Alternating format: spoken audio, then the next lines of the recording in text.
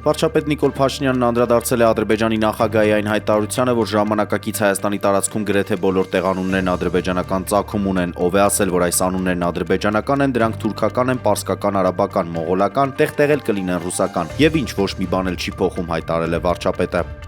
Երրորդ նախագահ Սերժ Սարգսյանին նոր մեղադրանքի առաջադրվել գլխավոր դատախազությունից հայտնել են, որ 3 նոյեմբերի 5-ին Սերժ Սարգսյանի նկատմամբ հանրային քրեական հետապնդում է հարուցվել կաշառք վերցնելու մեղադրանքով։ Հանրապետական կուսակցության փոխնախագահ Արմեն Աշոտյանը հայտնել է, որ դրվագը վերաբերում է 2019 թվականին հանգուցյալ գործարար Միխայիլ Բաղդասարովի ցուցմունքի հիման վրա հարուցված գործին, այս գործի շրջանակներում Սերժ Սարգսյանի ելքը երկրից փակվել է։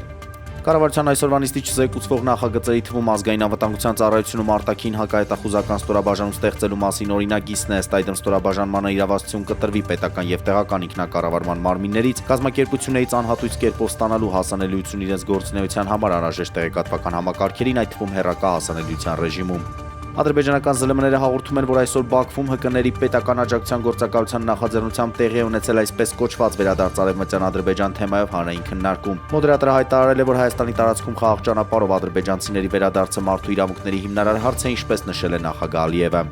ԱՄՆ նախագահ Դոնալդ Թրամփը հաստատել է միջուկային զենքի փորձարկումները վերսկսելու իր մտադրությունը, մեկ շաբաթ առաջ Թրամփն արդեն արել էր ճիշտ նույն հայտարարությունը, ինչը միջազգային լայն արձագանք էր առաջացրել, քանի որ 1992 թվականից ի վեր Միացյալ Նահանգները միջուկային փորձարկումներ չի իրականացնում։ Գրոսմայստեր Շանթ Սարգսյանը դուրս է եկել 2025 թվականի FIDE-ի շախմատի աշխարհի գավաթի 3-րդ փուլ Շանթ-Նարակ շախմատի թայբրեքում 2.5-1.5 հաշվով առավելության է հասել Պերուն ներկայացնող գրոսմայստեր Ջոշ Կորիի նկատմամբ։ Գրոսմայստեր Գաբրիել Սարգսյանը եւս դուրս է եկել 3-րդ փուլ Գաբրիել Նարակ շախմատի թայբրեքում 3-1 հաշվով առավելության է հասել Իսրայելը ներկայացնող գրոսմայստեր Մաքսիմ Ռոշտեյնի նկատմամբ։